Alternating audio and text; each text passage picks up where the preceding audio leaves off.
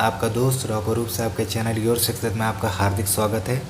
दोस्तों मैं लेके आया हूँ आपके लिए बाल विकास एवं शिक्षा शास्त्र। जी मैं बात कर रहा हूँ चाइल्ड डेवलपमेंट एंड पेडागोजी की। देखिए दोस्तों, मैं वो क्वेश्चन लेके आया हूँ, बहुत इंपॉर्टेंट क्वेश्चन आपके बीच में लेके आया हूँ। और ये क्वेश्चन जो है दोस्तों यूपी टेट, सी टेट और टेट एग्ज़ाम के लिए बहुत ज़रूरी, बहुत इंपॉर्टेंट होने वाले हैं दोस्तों। इसके लिए दोस्तों आप जो है शुरुआत से लेकर आखिरी तक ही बने रहिए मेरे साथ। जिन्होंने चैनल को सब्सक्राइब नहीं किया है वो चैनल को सब्सक्राइब भी कर लें, क्योंकि आपको आने वाली वीडियो की नोटिफिकेशन सही टाइम पर मिलती रहे। तो ज़्यादा समय नहीं लेंगे, रैपिड फायर चलेगा। आते हैं क्वेश्चन नंबर फर्स्ट पर। क्वेश्चन नंबर फर्स्ट आपके सामने ये रहा, सामान्य परिपक्वता से पहले प्रशिक्षित करना प्रायः। ऑप्शन ए है सामान्य कौशलों के निष्पादन के संदर्भ में बहुत लाभकारी होता है। ऑप्शन बी है दीर्घकालिक दृष्टिकोण से लाभकारी होता है। ऑप्शन सी है सभी दृष्टिकोण से हानिकारक होता है। ऑप्शन डी है प्रशिक्षण हेतु उपयोग में ली गई विधि पर निर्भर करते हुए लाभकारी या हानिकारक होता है। इसका राइट आंसर क्या होगा दोस्तों, बताइए। देखिए दोस्तों, अगर मैं परिपक्व की बात करूं तो परिपक्व का मतलब जो होता है निपुणता या पूर्णता है, जिसको हम लोग बोलते हैं मैच्योरिटी। ठीक है, सामान्य परिपक्व से पहले आप प्रशिक्षण देंगे तो डेफिनेटली दोस्तों हानिकारक होगा। क्यों होगा? क्योंकि परिपक्व से जो पूर्व जो है बालक की जो है इंद्रियां सक्रिय नहीं होती हैं और अधिगम कार्य जो है सुचारू रूप से नहीं चल सकता। साथ में बता दूं मैं, बालक के मस्तिष्क पर नकारात्मक जो है प्रभाव पड़ेगा, निगेटिव प्रभाव पड़ेगा।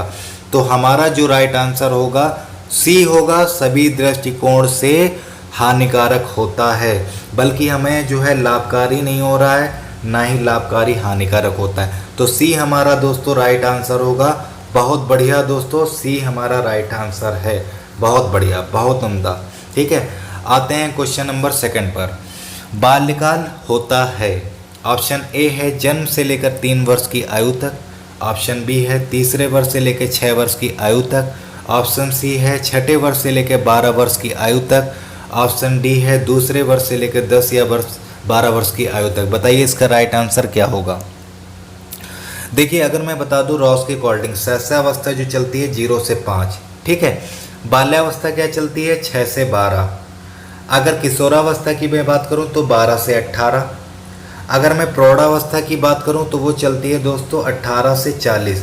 ठीक है, तो बाल्यकाल जो होता है सीधा आंसर है 6 वर्ष से लेकर 12 वर्ष की आयु तक। सी हमारा राइट आंसर होगा। बहुत बढ़िया, बहुत ज़बरदस्त, बहुत उम्दा, बहुत बढ़िया आंसर कर रहे हो दोस्तों। ऐसे ही करना है आंसर आपको आगे भी। ठीक है, आते हैं क्वेश्चन नंबर थर्ड पर। तो क्वेश्चन नंबर थर्ड आपके सामने ये रहा, विद्यार्थियों को विद्यालय में खेल क्यों खेलने चाहिए। ऑप्शन ए है उन्हें शारीरिक रूप से सशक्त बनाएगा। ऑप्शन बी है यह शिक्षकों का काम आसान करेगा। ऑप्शन सी है यह समय बिताने में सहायक होगा। ऑप्शन डी है यह सहयोग एवं शारीरिक संतुलन का विकास करेगा। बताइए इसका राइट आंसर क्या होगा। भैया देखो, एक चीज़ बता दूं, विद्यालय में जब बच्चा खेलता है तो उससे जो है समायोजन की क्षमता का विकास होता है, यहाँ तक कि शारीरिक संतुलन का भी विकास होता है। और एक चीज़ और बता दूं, इसीलिए जो है वर्तमान शिक्षा प्रणाली में खेल विधि को शिक्षण कौशल में शामिल किया गया है, क्योंकि यह सहयोग एवं शारीरिक संतुलन का विकास करेगा। बल्कि ये शारीरिक रूप से सशक्त बनाएगा, ये भी रॉन्ग। ये शिक्षकों का काम आसान नहीं कर रहा है और हमें कोई टाइम पास नहीं कराना है। तो सीधी सी बात है, डी हमारा राइट आंसर होगा। बहुत बढ़िया, बहुत ज़बरदस्त। ठीक है, बिल्कुल सही आंसर है आपका दोस्तों। क्वेश्चन नंबर आते हैं 4 पर। ठीक है, आंसर जल्दी जल्दी करिए, कोई दिक्कत नहीं, रैपिड फायर है। सारी चीज़ें मैं क्लियर करूंगा, सारे डाउट मैं क्लियर करूंगा, सारी चीज़ें मैं एक्सप्लेन करूंगा, उसकी टेंशन अपना लिए। बस लाइक शेयर करिए दोस्तों, लाइक शेयर में आप कंजूसी ना करिए। बाकी मैं सारी चीज़ें एक एक पॉइंट में आपको जो है एक्सप्लेन करूंगा। ठीक है, आते हैं क्वेश्चन नंबर 4 पर। क्वेश्चन नंबर 4 आपके सामने ये रहा, निम्नलिखित में से अधिगम संबंधी कौन सा कथन सही नहीं है। ऑप्शन ए है इसे उचित वातावरण चाहिए। ऑप्शन बी है परिपक्व का इससे कोई संबंध नहीं है। ऑप्शन सी है सहायक सामग्री अधिगम में मदद करती है। ऑप्शन डी है अधिगम प्रक्रिया में अभिप्रेरणा महत्वपूर्ण। तो इसका राइट आंसर क्या होगा। देखिए दोस्तों, अगर मैं बात करूं अधिगम संबंधी में, अधिगम में आती हैं वातावरण भी आता है और सहायक सामग्री अधिगम में मदद भी करती हैं और अधिगम प्रक्रिया में अभिप्रेरणा महत्वपूर्ण भी होता है। तो हमारा क्या राइट है? बी हमारा यहाँ पर होगा, परिपक्व का इससे कोई संबंध नहीं है। क्यों नहीं है भाई? देखिए एक चीज़ समझिए, अधिगम तो तभी हो सकता है ना जब वातावरण होगा, है ना भाई, सीधी सी बात है ना। अधिगम तो तभी हो सकता है जब वातावरण होगा और अधिगम सामग्री होगी, ठीक है। और साथ में जो बालक है अपनी आयु के हिसाब से परिपक्व होता है ना, तो यहाँ पर जो बात की जा रही है परिपक्वता का इससे कोई संबंध नहीं है भैया। परिपक्वता का जो है इससे संबंध होता है, लेकिन यहाँ पर चीज़ देख लिए सही नहीं है। तो हमारा ऑप्शन हमारा बी राइट होगा, बी हमारा राइट है, ठीक है। बहुत बढ़िया दोस्तों, आगे आते हैं क्वेश्चन नंबर 5 पर। शिक्षा बच्चों की सहायक होती है उनके, ऑप्शन ए है शारीरिक विकास में, ऑप्शन बी है केवल मानसिक विकास में, ऑप्शन सी है सर्वांगीण विकास में, ऑप्शन डी है केवल चरित्र विकास में। बताइए शिक्षा बच्चों की सहायक होती है किसमें? इसका राइट आंसर क्या होने वाला है दोस्तों, बताइए। देखिए शिक्षा का मुख्य उद्देश्य क्या होता है भैया? शिक्षा का मुख्य उद्देश्य होता है बच्चों का सर्वांगीण विकास करना, ठीक है, और साथ में जो है खुद का समायोजन करना जिसमें बुद्धि का अधिकतम विकास हो सके, ठीक है। तो शिक्षा का जो है बच्चों की सहायक होती है सर्वांगीण विकास करना, ऑप्शन सी है। बल्कि हमारा शारीरिक विकास हमें नहीं कराना, मानसिक विकास नहीं कराना, केवल चरित्र विकास नहीं कराना भैया, सर्वांगीण विकास कराना है, ठीक है, क्योंकि बुद्धि का भी विकास हो सके, ठीक है। तो सी हमारा राइट आंसर होगा। बहुत बढ़िया, बहुत ज़बरदस्त आंसर है, बहुत मोटिवेट कर रहे हो दोस्तों, ऐसे ही बस आंसर करना है आपको दोस्तों, बहुत बढ़िया। आगे आते हैं क्वेश्चन नंबर 6 पर। क्वेश्चन नंबर 6 आपके सामने ये रहा, शिक्षण सबसे अधिक प्रभावी होता है जब, ऑप्शन ए है विद्यार्थी विषय में रुचि लेते हैं, ऑप्शन बी है शिक्षक को विषय का गहन ज्ञान हो, ऑप्शन सी है विद्यार्थियों को उनके मानसिक स्तर के अनुरूप शिक्षा दी जाए, ऑप्शन डी है एक ही विषय वस्तु को बार बार दोहराया जाए। इसका राइट आंसर क्या होने वाला है दोस्तों, बताइए। देखिए एक चीज़ याद रखिएगा, शिक्षण सबसे ज़्यादा तभी प्रभावी हो सकेगी जब हम बालक के मानसिक स्तर के अनुसार शिक्षा देंगे। जब हम बालक के मानसिक स्तर के अनुसार शिक्षा देंगे तो सीधी सी बात है बच्चा क्या करेगा, विषय में रुचि लेगा। तो आएगा आंसर यहाँ पर राइट होगा, सी राइट होगा, विद्यार्थियों के उनके मानसिक स्तर के अनुरूप शिक्षा दी जाए, ठीक है। बार बार दोहराने से बच्चा जो है बोर होता है और शिक्षक का गहन ज्ञान से हमारा कोई मतलब नहीं, रुचि तो इसमें जुड़ जाएगा खुद सी में। तो सी हमारा राइट आंसर होगा दोस्तों, सी हमारा राइट आंसर है। बहुत बढ़िया आंसर है आपका, ठीक है, बहुत सही। आगे आते हैं क्वेश्चन नंबर 7 पर। एक बालक कक्षा में सीखे गए गणित का उपयोग किसी अन्य विषय के प्रश्न को हल करने में करता है, तो ये क्या है? अधिगम का सकारात्मक स्थानांतरण, ऑप्शन बी अधिगम का शून्य स्थानांतरण, ऑप्शन सी है अधिगम का नकारात्मक स्थानांतरण, ऑप्शन डी है प्रेरणात्मक स्थानांतरण। बताइए इसका राइट आंसर क्या होने वाला है। तब तक मैं कुछ चीज़ें बता दूं। देखिए अधिगम का सकारात्मक स्थानांतरण क्या होता है? देखिए इसमें जो है एक स्थिति में सीखा हुआ ज्ञान दूसरी स्थिति में सीखे हुए ज्ञान को सकारात्मक रूप से प्रभावित करता है।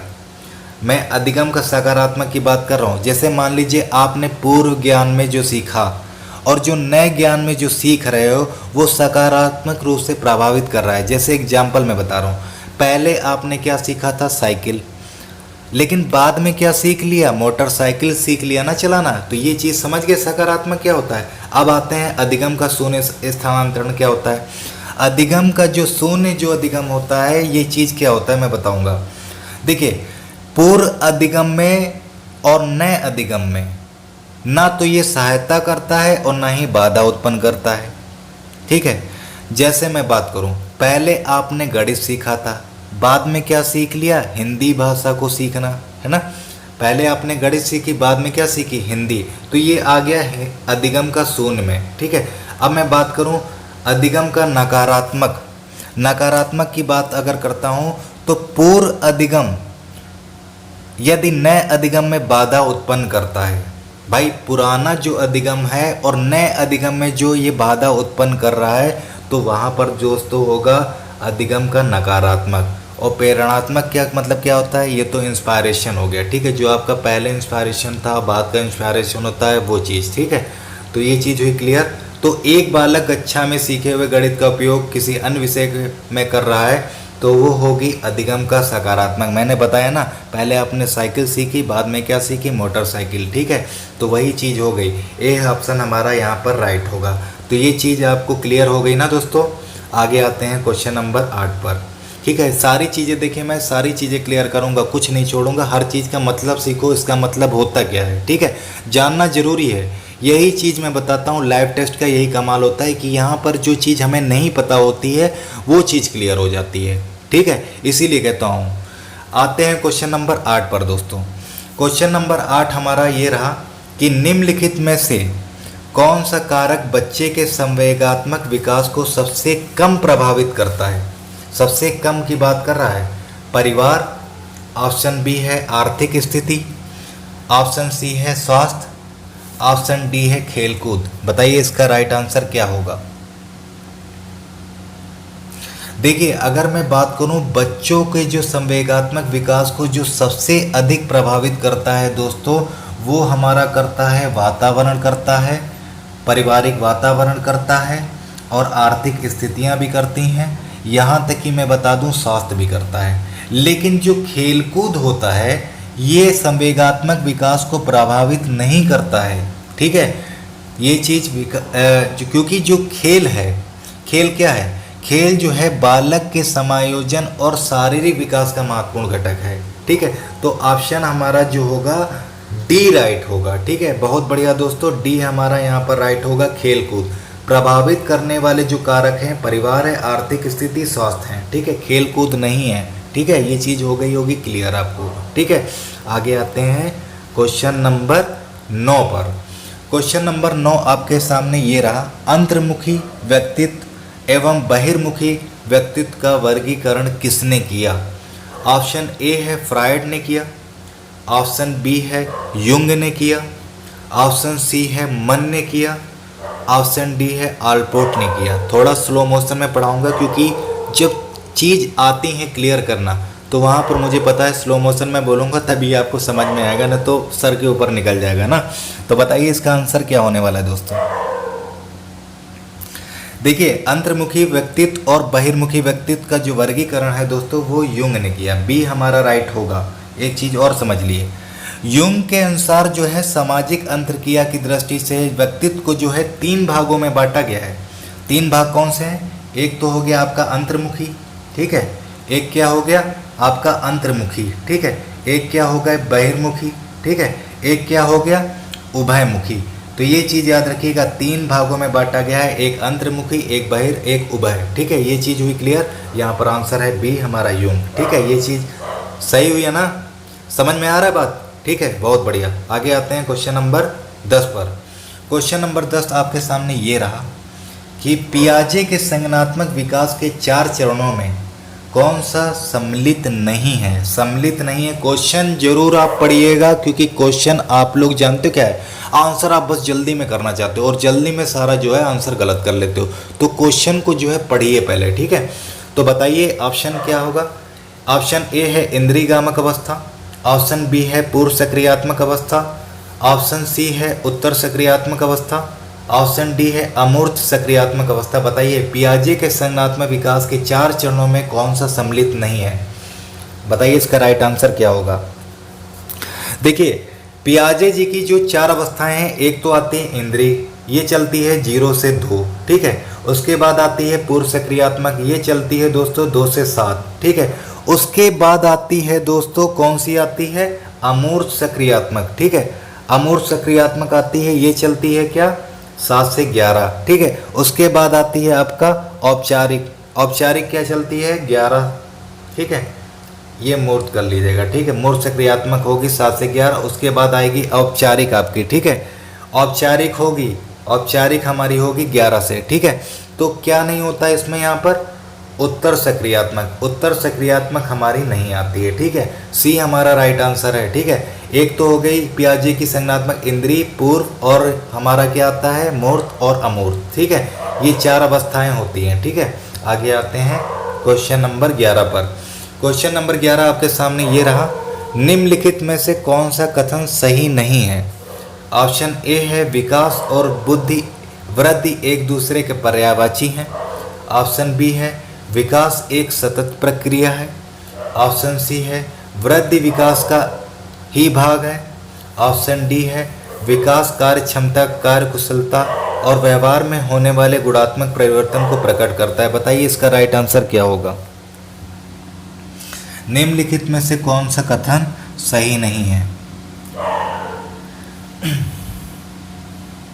देखिए, अगर मैं बात करूं दोस्तों, अगर मैं 11वें नंबर की बात अगर करता हूं तो विकास एवं वृद्धि जो है एक दूसरे के पर्यायवाची नहीं होंगे। क्यों नहीं होंगे? क्योंकि विकास जो है सतत चलने वाली प्रक्रिया हो गई, ठीक है, जो कि व्यक्ति के व्यवहार और कार्य की गुणात्मक वृद्धि से संबंधित होती है। अगर मैं बात करूं वृद्धि की, तो वृद्धि जो होती है एक निश्चित समय तक चलने वाली प्रक्रिया है जो हमारे शारीरिक और मात्रात्मक परिवर्तन है, ठीक है।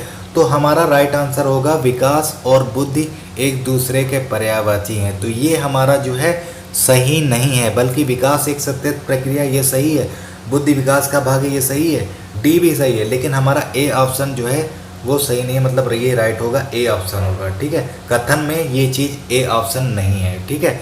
तो ए राइट है, बहुत बढ़िया आंसर, बहुत बढ़िया, ठीक है। आगे आते हैं क्वेश्चन नंबर 12 पर।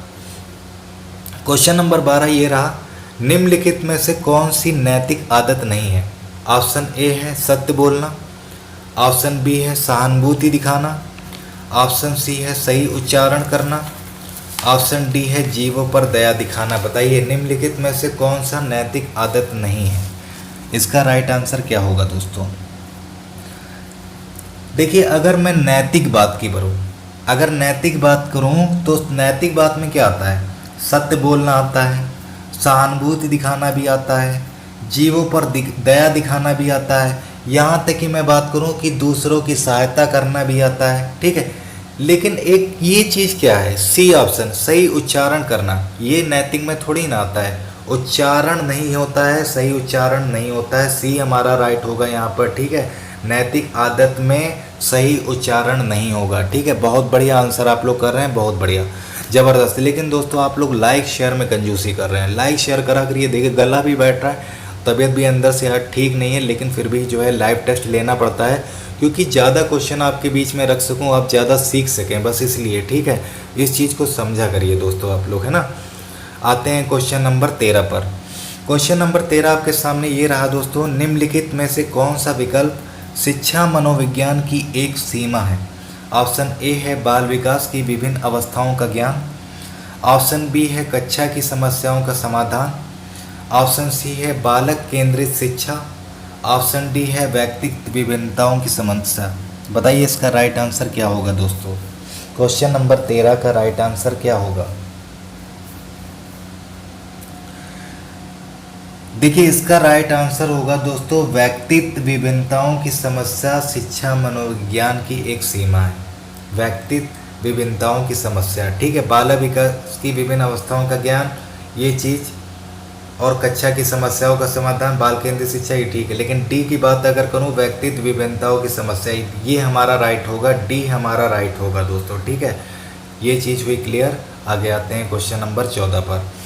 क्वेश्चन नंबर 14 आपके सामने ये रहा, निम्नलिखित में से कौन सा विकल्प अधिगम के संबंध में सही नहीं है? बताइए इसमें से क्या सही नहीं होने वाला है? ऑप्शन ए है अधिगम समायोजन है।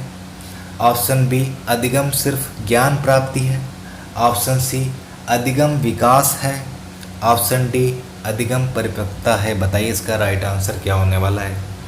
देखिए दोस्तों, एक चीज़ आपको मैं बता दूं कि हिंदी की भी क्लास आपकी स्टार्ट होने वाली है, और आपकी हिंदी की क्लास को लेकर जो आ रहे हैं उनका नाम है राहुल सर। बहुत अच्छा पढ़ाते हैं दोस्तों, तो उसका जो है लाइव टेस्ट वो रखेंगे, बाकी कुछ वीडियो भी प्रोवाइड करेंगे इंपॉर्टेंट चीज़ें, तो वो भी देखना आप लोग ज़रूरी समझें, ठीक है। तो हिंदी पढ़ाने आपके बीच में आ रहे हैं राहुल सर, ठीक है।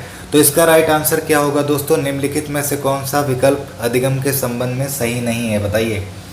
देखिए अधिगम एक प्रक्रिया है जिसके द्वारा जो है बालक का समायोजन क्षमता का विकास किया जाता है, ठीक है, और परिपक्वता के स्तर का विकास होता है, ठीक है। तो अधिगम तो एक समायोजन है, ये तो सही है, ठीक है। अधिगम एक विकास है, ये भी सही है। अधिगम एक परिपक्वता है, सही है। लेकिन मैं बात करूं अधिगम के संबंध में सही क्या नहीं है, अधिगम सिर्फ ज्ञान प्राप्ति है भैया, ये होगा ना। तो बी हमारा राइट है ना, बी हमारा यहाँ पर राइट होगा। बहुत बढ़िया दोस्तों, बहुत सही, बहुत उम्दा, बहुत ज़बरदस्त। बी हमारा यहाँ पर राइट है, अधिगम सिर्फ ज्ञान प्राप्ति है, ठीक है। तो आते हैं क्वेश्चन नंबर 15 पर। क्वेश्चन नंबर 15 आपके सामने ये रहा, केस अध्ययन विधि के संबंध में क्या सही नहीं है। ऑप्शन ए है यह एक वैज्ञानिक विधि है। ऑप्शन बी यह विधि बहुत जटिल होती है। ऑप्शन सी यह सरल और सस्ती होती है। ऑप्शन डी यह कारण का पता लगाकर समस्याओं का निदान करती है। केस अध्ययन विधि के संबंध में क्या सही नहीं है, नहीं पूछा है, ये चीज़ देख लीजिएगा, ठीक है। बताइए, देखिए अगर मैं बात करूं दोस्तों, केस अध्ययन, केस स्टडी क्या होता है।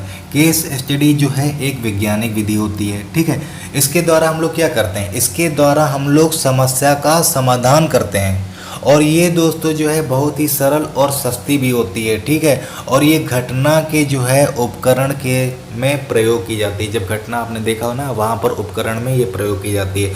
तो सीधी सी बात है कि वैज्ञानिक विधि भी होती है, या विधि भी और ये सरल और सस्ती भी होती है, या कारण का पता भी लगाती है। लेकिन मैं बात करूँ यह विधि बहुत जटिल होती है, तो ये चीज़ जो है सही नहीं है। तो ऑप्शन हमारा जो है बी राइट होगा। बी हमारा ये राइट है, या विधि बहुत जटिल होती है। जटिल का मतलब समझते हैं, उलझा हुआ, जिसको बोलते हैं कॉम्प्लेक्स, ठीक है। जटिल को क्या बोलते हैं, कॉम्प्लेक्स। तो ये चीज़ हुई क्लियर। आगे आते हैं क्वेश्चन नंबर 16 पर। 3 के विद्यार्थियों के लिए निम्नलिखित में से शिक्षण का सबसे अच्छा तरीका कौन सा होगा। ऑप्शन ए है प्रयोगशाला विधि। ऑप्शन बी है समूह वार्तालाप। ऑप्शन सी है व्याख्यान विधि। ऑप्शन डी है सृजनात्मक क्रियाकलाप। बताइए इसका राइट आंसर क्या होगा दोस्तों। देखिए सृजनात्मक की बात करें तो सृजनात्मक क्या होता है, सृजनात्मक जो दोस्तों होता है वो होता है क्रिएटिव, ठीक है। तो कक्षा 3 प्राथमिक स्तर के विद्यार्थियों को जो है शिक्षण का सबसे अच्छा तरीका जो होगा दोस्तों वो होगा सृजनात्मक क्रियाकलाप। क्यों होगा, क्योंकि इसमें विद्यार्थी जो है किसी कार्य को करके सीखता है। मतलब क्रिएटिव क्या कहता है भाई, क्रिएटिव कहता है इसमें जो है नई रचना और नए आविष्कार करता है। क्रो एंड क्रो ने क्या कहा था, क्रो एंड क्रो ने कहा था क्रिएटिव जो है मौलिक परिणामों को अभिव्यक्त करने की एक मानसिक प्रक्रिया है। तो सृजनात्मक क्रियाकलाप की बात करें तो इसमें जो है बच्चा आविष्कार, नया रचना, नया आविष्कार करता है, ठीक है। तो डी हमारा राइट होगा, बल्कि ए बी सी हमारा प्रयोगशाला विधि, समूह वार्तालाप, व्याख्यान विधि ये नहीं होगा। तो डी हमारा राइट है दोस्तों, ठीक है। ये चीज़ हुई क्लियर, बहुत बढ़िया आंसर। आगे आते हैं क्वेश्चन नंबर 17 पर। निम्नलिखित में से कौन सी एक बालक की मनोगत्यात्मक गतिविधि नहीं होती है। गतिविधि नहीं होती है पूछ रहा है, खेलना। ऑप्शन बी है गेंद फेंकना। ऑप्शन सी है लिखना। ऑप्शन डी है सोचना। बताइए मनोगत्यात्मक गतिविधि नहीं होती, इनमें से क्या है, बताइए इसका राइट आंसर क्या होगा। देखिए दोस्तों अगर मैं बात करूं मनोगत्यात्मक विधि में, मनोगत्यात्मक विधि में है बच्चा क्या करता है, गतिशील स्थिति का सहारा लेता है। इसमें क्या करता है, वो खेलता है, गेंद फेंकता है, सीखता है, ये सारी चीज़ें जो हैं शामिल होती हैं। तो सोचना जो अगर बात आती है तो सोचना जो है मनोगत्यात्मक गतिविधि नहीं है, इसको बोलते हैं दोस्तों मनोस्थैतिक। सोचना क्या है, मनोगत्यात्मक नहीं है, इसको बोलते हैं मनोस्थैतिक, ठीक है। ये चीज़ याद रखिएगा, ठीक है। तो ऑप्शन हमारा यहाँ पर जो राइट होगा डी राइट होगा, सोचना, ठीक है। बहुत सही, बहुत उम्दा, बहुत ज़बरदस्त आंसर आपका। आगे चलते हैं क्वेश्चन नंबर 18 पर। 18 क्वेश्चन ये रहा आपके बीच, बच्चों के संज्ञानात्मक विकास को सबसे अच्छे तरीके से कहाँ परिभाषित किया जा सकता है। ऑप्शन ए है खेल का मैदान। ऑप्शन बी है घर। ऑप्शन सी है ऑडिटोरियम। ऑप्शन डी है विद्यालय एवं कक्षा। बताइए इसका राइट आंसर क्या होगा। देखिए संज्ञानात्मक विकास इसको बोलते हैं कॉग्निटिव डेवलपमेंट। देखिए कॉग्निटिव डेवलपमेंट होता क्या है ये भी चीज़ समझ लिए। देखिए कॉग्निटिव जो है हमारा न्यूरोसाइंस और साइकोलॉजी का अध्ययन क्षेत्र है, जिसमें बालक द्वारा जो है भाषा सीखने और मस्तिष्क के विकास के अन्य पहलू पर जो है ध्यान केंद्रित किया जाता है, ठीक है। तो बच्चों के संज्ञानात्मक विकास को सबसे अच्छे तरीका जो है विद्यालय एवं कक्षा में परिभाषित किया जा सकता है। खेल का मैदान, घर, ऑडिटोरियम नहीं होगा। अगर वहीं हो रहा होता तो फिर बच्चा विद्यालय और कक्षा में क्या करने आता। ठीक है, तो यही सी चीज़ से समझ सकते हैं डी हमारा राइट होगा। बहुत उम्दा, बहुत ज़बरदस्त आंसर कर रहे हो आप लोग, ऐसे ही करना है आंसर, बहुत बढ़िया दोस्तों। आगे आते हैं क्वेश्चन नंबर 19 पर। क्वेश्चन नंबर 19 आपके बीच में ये रहा, बुद्धि लब्धि संबंधी विभिन्नताओं में कौन सम्मिलित नहीं है। ऑप्शन ए है औसत बुद्धिमान, ऑप्शन बी है बुद्धिमान, ऑप्शन सी है कला में रुचि, ऑप्शन डी है मंद बुद्धि। बताइए इसका राइट आंसर क्या होगा। इसका राइट आंसर क्या होने वाला है दोस्तों। अगर मैं बात करूं दोस्तों बुद्धि लब्धि संबंधी विभिन्नताएं की, तो बुद्धि लब्धि संबंधी विभिन्नताएं में देखिए आता है प्रतिभाशाली, ठीक है, प्रतिभाशाली आता है, बुद्धिमान आता है, मंद बुद्धि भी आएगा, अल्प बुद्धि भी आएगा, जड़ बुद्धि आएगा, लेकिन क्या नहीं आएगा, कला में रुचि। ठीक है, कला में रुचि क्या है, ये तो एक इंटरेस्ट हो गया ना। ठीक है, तो सी हमारा दोस्तों राइट होगा। बहुत बढ़िया, बहुत ज़बरदस्त आंसर आपका, सी हमारा राइट है, कला में रुचि। ये हमारा जो है बुद्धि लब्धि नहीं, ये इंटरेस्ट में आता है। ठीक है, तो आगे आते हैं क्वेश्चन नंबर 20 पर। क्वेश्चन नंबर 20 दोस्तों आपके सामने ये रहा, निम्नलिखित में से बौद्धिक वातावरण को प्रभावित करने वाला सबसे महत्वपूर्ण कारक क्या है। ऑप्शन ए है विद्यालय का वातावरण, ऑप्शन बी है परिवार का वातावरण, ऑप्शन सी है पास पड़ोस का वातावरण, ऑप्शन डी है सांस्कृतिक वातावरण। बताइए इसका राइट आंसर क्या होगा।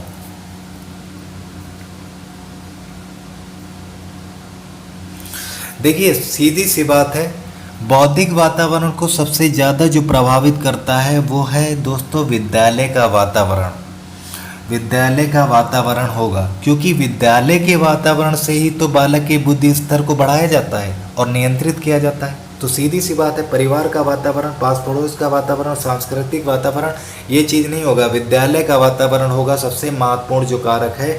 ऑप्शन हमारा ए राइट होगा, विद्यालय का महत्वपूर्ण, क्योंकि इसमें जो है वातावरण में ही बालक के बुद्धि स्तर को बढ़ाया और नियंत्रित किया जाता है। ठीक है, ये चीज़ हुई क्लियर।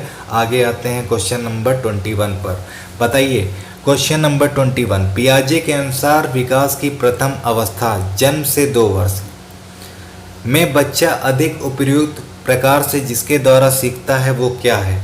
ऑप्शन ए है इंद्रियों के प्रयोग द्वारा, ऑप्शन बी है अमूर्त चिंतन द्वारा, ऑप्शन सी है भाषा के नए सीखे शब्द के बोध द्वारा, ऑप्शन डी है मूर्त चिंतन द्वारा। बताइए इसका राइट आंसर क्या होगा।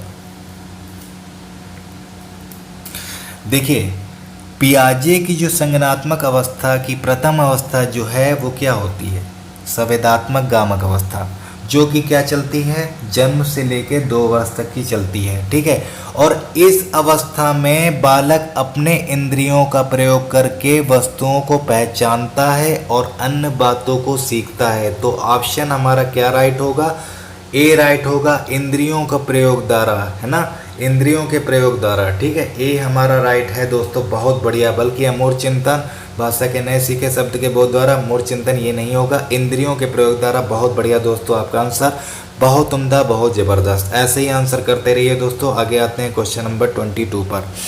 निम्नलिखित में से किस क्षेत्र में एनसीईआरटी मनोविज्ञान का प्रयोग कर रहा है। एनसीईआरटी की अगर दोस्तों बात कर लें तो एनसीईआरटी का फुल फॉर्म क्या होता है। एनसीईआरटी का जो फुल फॉर्म होता है national council educational research and training, है ना, और इसका गठन कब हुआ था, 1961 में हुआ था। इसका मुख्यालय कहाँ है वो आपको पता है, नई दिल्ली में। ठीक है, तो बताइए ऑप्शन ए पाठ्य पुस्तकों का निर्माण, ऑप्शन बी विद्यालय संगठन, ऑप्शन सी विषय निर्धारण, ऑप्शन डी वित्तीय सहायता। बताइए इसका राइट आंसर क्या होगा। निम्नलिखित में से किस क्षेत्र में एनसीईआरटी मनोविज्ञान का प्रयोग कर रहा है।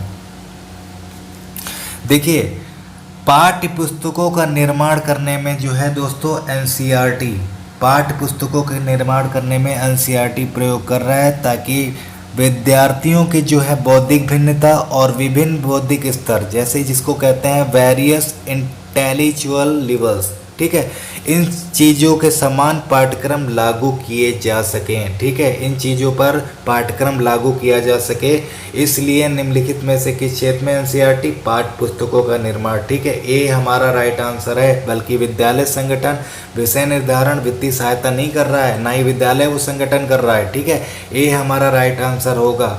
आगे आते हैं क्वेश्चन नंबर 23 पर। क्वेश्चन नंबर 23 ये रहा, निम्नलिखित में से किस कारक का सीखने पर सबसे कम प्रभाव पड़ता है। सबसे कम प्रभाव की बात कर रहा है। ऑप्शन ए है थकान, ऑप्शन बी है आयु, ऑप्शन सी है रोग, ऑप्शन डी है लिंग भेद। बताइए सबसे कम प्रभाव किस पर पड़ता है। बहुत इजी क्वेश्चन है दोस्तों। लाइक शेयर आप लोग नहीं कर रहे हो दोस्तों, बहुत कंजूसी करते हो भाई, ऐसे मज़ा नहीं आता है। ठीक है, हमें भी लग रहा है कि जैसे लग रहा मैं थक रहा हूँ। ठीक है, वैसे भी तबीयत थोड़ा सा अंदर ठीक नहीं है, लेकिन गला बैठ रहा है, लेकिन तब भी पढ़ाना है। लेकिन आप ये चीज़ को समझते नहीं हो। ठीक है, देखिए अगर मैं बात करूं दोस्तों, सीखने का प्रभाव डालने वाले जो कारक होते हैं वो तो हमारा थकान भी होता है। ठीक है, आयु भी होता है, रोग भी होता है, यहाँ तक कि मैं बता दूं बौद्धिक क्षमता भी होता है, स्मरण क्षमता होता है, ये सारी चीज़ें होती हैं। लेकिन जो मैं बता दूं लिंग भेद, तो लिंग भेद का जो है सबसे कम प्रभाव है ना भाई। थकान आयु रोग इनका ज़्यादा प्रभाव पड़ता है, लेकिन लिंग भेद का जो ऑप्शन हमारा डी देख रहे हैं लिंग भेद, इसका बहुत कम प्रभाव है। ठीक है, तो डी हमारा राइट होगा। बहुत बढ़िया है दोस्तों, बहुत ज़बरदस्त आंसर आपका। ठीक है, बहुत आगे तक की जाओगे दोस्तों, यही बता रहे हैं जिस हिसाब से आंसर कर रहे हो ना दोस्तों, कोई नहीं रोक सकता आपको, कोई नहीं रोक सकता, बता रहे हैं। ठीक है, आगे आते हैं क्वेश्चन नंबर 24। निम्नलिखित में से कौन सा प्रश्नावली विधि का दोष नहीं है। ऑप्शन ए है अच्छे प्रश्न बनाना एक कठिन कार्य है, ऑप्शन बी इस विधि से अनेक व्यक्तियों के विचार जाने जा सकते हैं, ऑप्शन सी हो सकता है कि सम्मिलित प्रश्न सुनियोजित ना हो, ऑप्शन डी हो सकता है कि लोग प्रश्नों के उत्तर देने में रुचि ना रखते हो। बताइए इसका राइट आंसर क्या होगा। निम्नलिखित में से कौन सा प्रश्नावली विधि का दोष नहीं है पूछा है दोस्तों, इसका राइट आंसर क्या होने वाला है बताइए।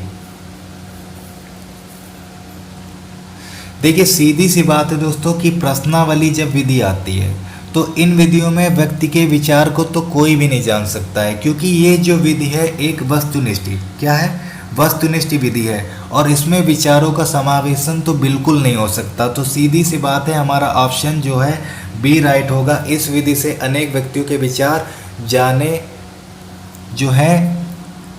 जा सकते हैं। ठीक है, तो ये चीज़ हुई राइट हमारा। ठीक है, बी हमारा राइट है दोस्तों, इस विधि से अनेक व्यक्तियों के विचार जाने जा सकते हैं। बल्कि आपको पता है कि प्रश्नावली विधि से विचार नहीं जाने जा सकते हैं। ठीक है, तो ये चीज़ हमारा क्लियर हुआ। आगे आते हैं क्वेश्चन नंबर 25 पर दोस्तों।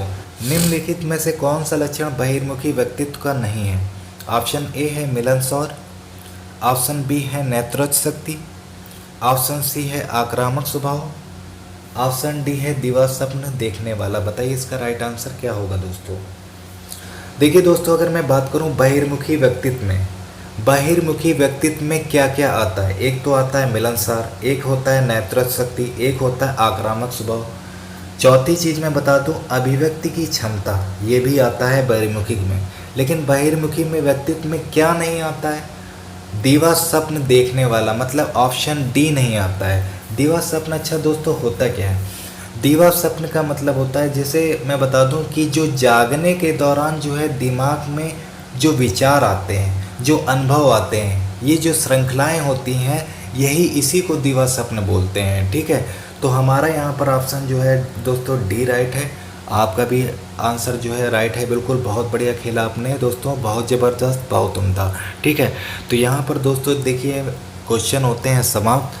और अगर क्वेश्चन दोस्तों आपको अच्छे लगते हैं तो ज़्यादा से ज़्यादा लाइक करिए, सब्सक्राइब करिए, शेयर किया करिए, क्योंकि मैं आपके लिए वही क्वेश्चन लाता हूँ जो परीक्षाओं के लिए इम्पॉर्टेंट होते हैं।